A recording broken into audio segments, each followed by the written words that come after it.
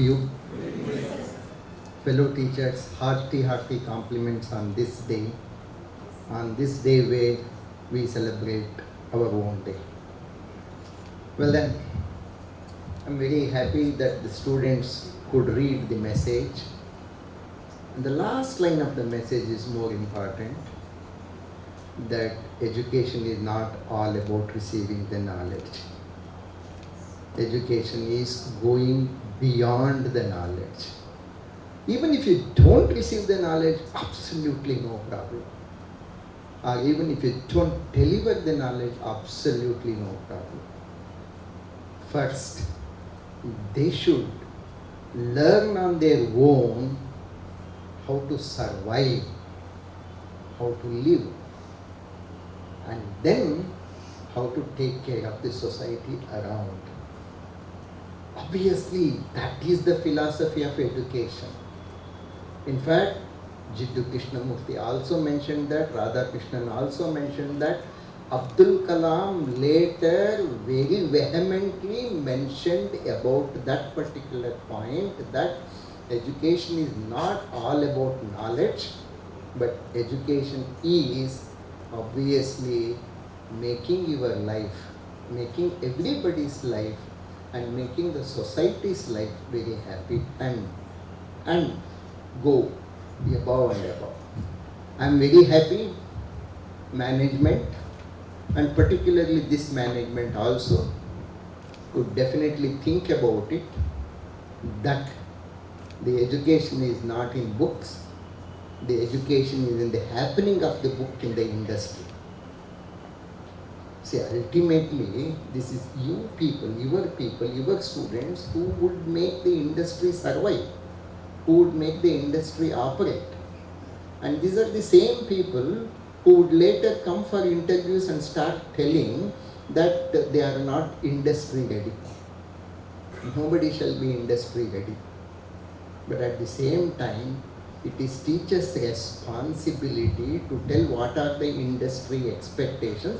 And I congratulate Dr. Nagabhushan Garu on this noble idea of sending our faculty on sabbatical leave for 6 months with the full salary support, etc., to the industry to learn how what they are teaching in the classroom is becoming a happening in the industry.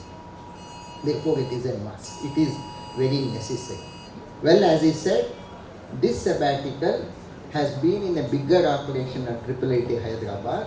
However, it is in operation in all institutions of national importance. Even amongst the private players, it is Birla Institute of Technology which started practicing this. It is a necessity there that in the framework of 4 years, every teacher has got to spend in the industry for a minimum of 1 semester, for a minimum of at least 1 semester. It's a very forced necessity. In fact, sometime you should bring Professor Ram Gopal, who is the collective Vice Chancellor of all Birla Institutes over here. He is also an Android. Okay? And I cherished very lovable time with him because his seat always happened to be my next seat in President's meeting.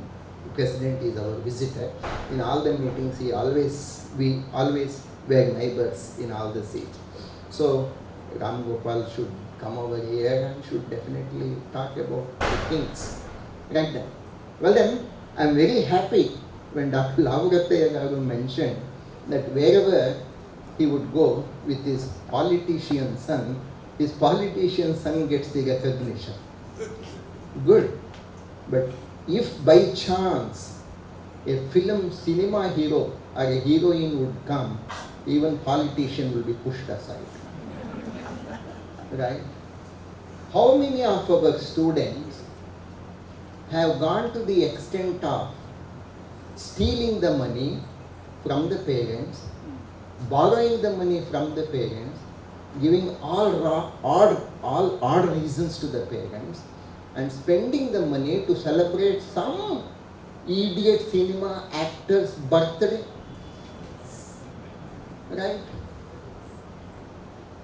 Isn't it? So, where is the education? What has happened to the education? Where is the culture?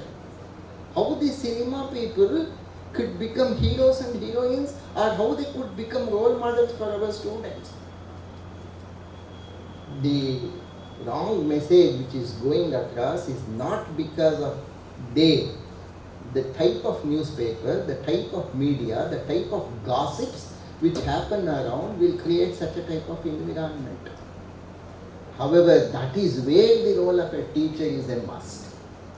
The teachers have got to lead through whatever they teach, ultimately, even working is ultimately towards the goal of philosophy. All roads ultimately take to the end of philosophy only, but the roads are also important. And while telling those roads, simply, without any reason, celebrating is definitely not the right.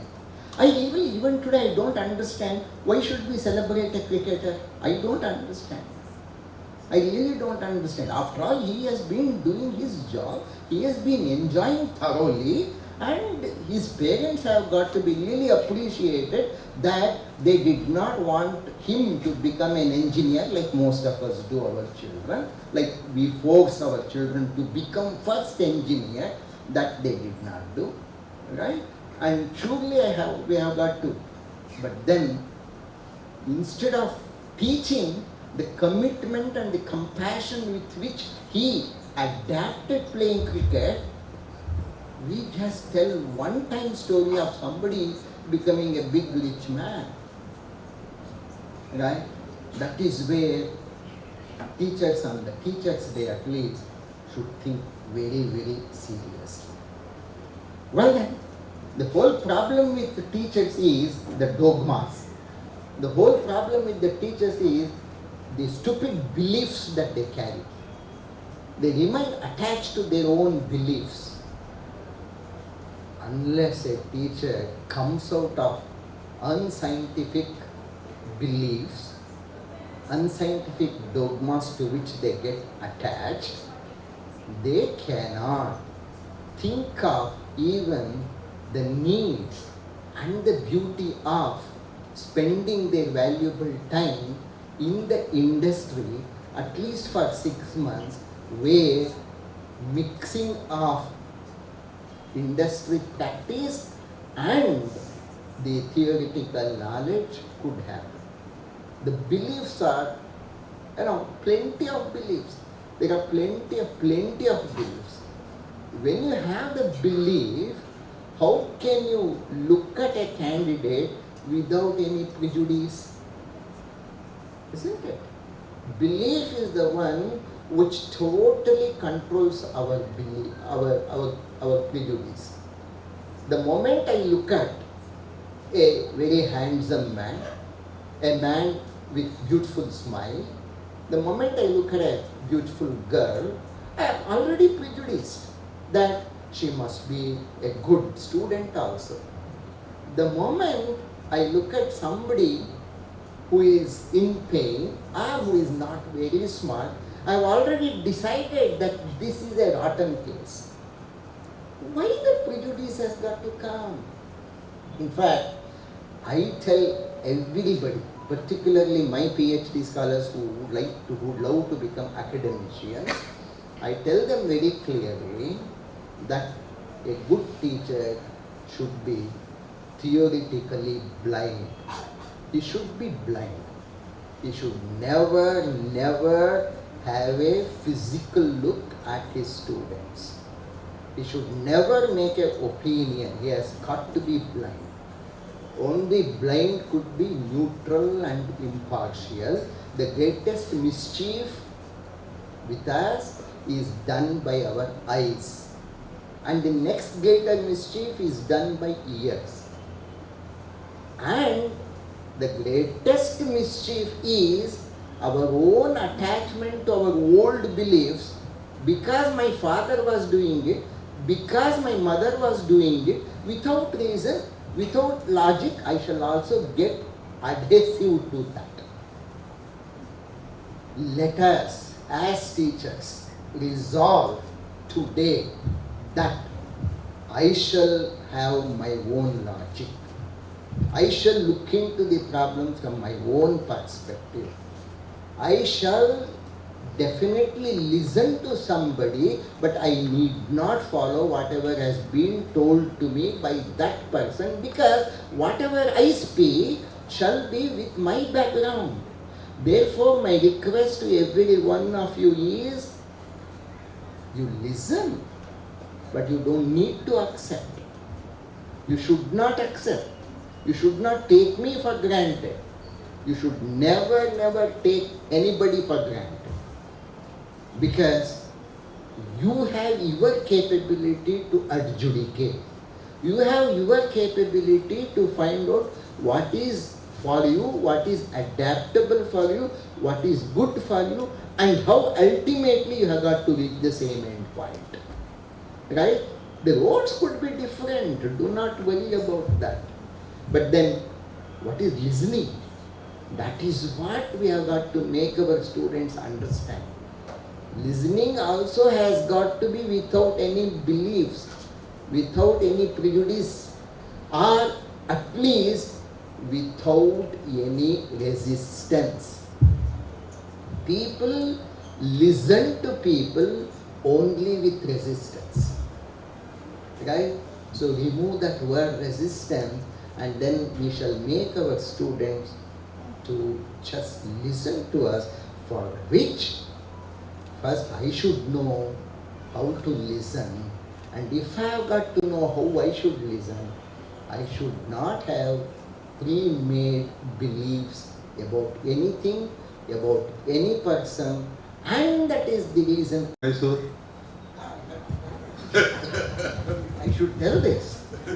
Most of you, I think I might have told you already, Radha Krishnan, he left out. He mentioned Calcutta and Oxford.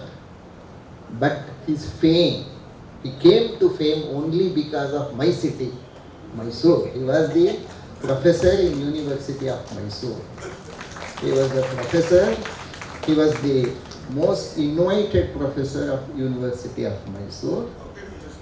Yeah, I did not. In fact, we were living in the quarters which was just behind the quarters where Radha Krishnan lived. Radha Krishnan's quarters was just opposite to the beautiful lake of Mysore University, just opposite to the very beautiful lake of Mysore University.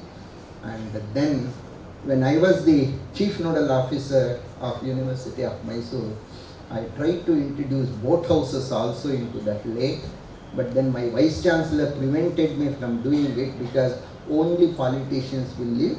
As you think, no teachers can be living in that boat houses. Okay, so don't do that.